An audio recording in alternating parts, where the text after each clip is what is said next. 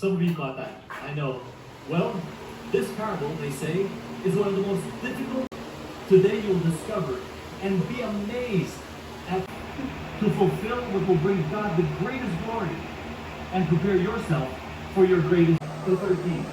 This parable is entitled The Parable of the Unjust Steward, or the Parable of the Dishonest Steward, or in some Bibles, it's 15 verses 1 to 9. It says here, now he was also saying to the disciples, my master is taking a stewardship away from me.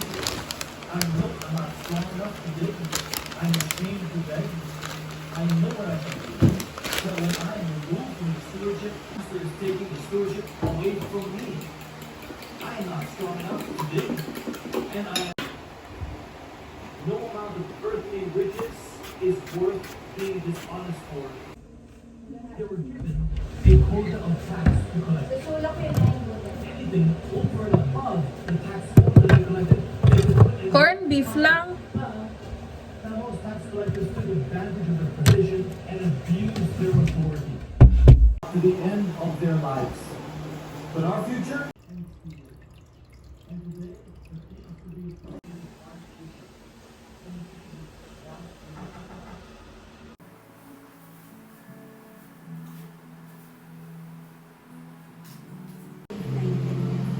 $13, $14, $15, $16. Diyan pala kita hinaga.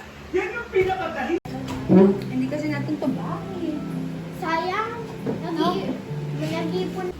Kain na po. Let's pray. Hello. Go.